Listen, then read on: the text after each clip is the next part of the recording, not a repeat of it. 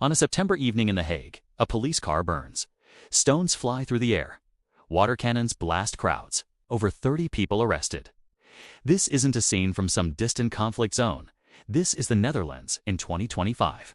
Just weeks before an election that could reshape European politics forever. The man at the center of this storm is arguably Geert Wilders. His party, the PVV, is leading in the polls. Again. And if he wins big on October 29th, the shockwaves won't stop at the Dutch border. Because here's what most people don't understand. The Netherlands isn't just another country having an election. What happens here could be the domino that tips Europe into a new political era, one where the center can no longer hold, where governments collapse like houses of cards, and where the politics of the past 70 years are replaced by something different. I'm Ryan, and today we're going to unpack why this small country's election might just change Europe forever. Let's rewind to June 3, 2025, a Tuesday morning. The Dutch government, less than a year old, collapses. To understand why this matters, you need to know something. The Netherlands has been the poster child for stable and consensus-based politics in Europe for decades. Coalition governments are the norm here, but they usually last. Compromise is practically a national sport. The Dutch even have a word for it: poldermodel, the art of getting everyone around the table until a deal is struck. That model just broke. Here's what happened. In November 2023, Wilders PVV shocked everyone by winning 37 seats, the largest party by a significant margin. The political establishment panicked. After months of negotiations, they formed what was supposed to be the most right-wing government in Dutch history. The PVV, the conservative VVD, the Christian Social NSC, and the agrarian populist BBB. The cabinet took an unorthodox form, with an independent prime minister, Dick Scuff, who wasn't even a politician. It was all designed to keep Wilders' hands off the actual levers of power while giving his voters what they wanted: the strictest asylum policy ever. Except they couldn't deliver it. By June, Wilders had had enough. He presented a 10-point plan on migration that read like a manifesto. Stop all family reunification. Deport Syrian refugees, close reception centers, militarize the borders. His coalition partners balked. And Wilders walked. The PVV promised voters the toughest asylum policy ever, he said, not the ruin of the Netherlands. 11 months. That's how long the government lasted. Sound familiar? Here's where it gets really interesting. The Dutch government collapsed in June. The French government collapsed in December. And then it collapsed again in September 2025. France has now had 4 prime ministers in 2024 to 2025. 4. Michel Barnier, the Brexit negotiator who became prime minister in September 2024, lasted just 3 months.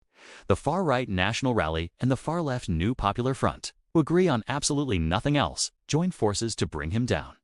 His replacement, Francois Bayrou, lasted until September 2025 before losing a crushing confidence vote. Next in line, Sébastien Lecornu resigned after less than a month, the shortest-serving prime minister ever. Here's the reality. France's parliament is quite evenly split 3 ways: the left wing, centrists, and far right. You need 289 seats for a majority. Nobody has it. Nobody can get it. And nobody will work with each other. The French political system, designed specifically to produce strong, stable governments, has produced chaos instead. And then there's Germany. Chancellor Olaf Scholz called a confidence vote in December 2024 and lost on purpose. It was a political suicide mission designed to trigger early elections in February 2025. The government coalition of Social Democrats, Greens, and Free Democrats couldn't agree on anything. And all the while, the far-right AfD keeps climbing in the polls, now at 26% and counting. Do you see the pattern? Europe is in gridlock. And it's not just about left versus right anymore. It's about 3 political blocs that can't govern without each other and won't govern with each other. The center-right and centrist traditional conservatives and liberals. The left from Social Democrats, 2 Greens, 2 hard-left parties. And lastly, the far-right nationalist, anti-immigration parties. In the old days, the center would hold.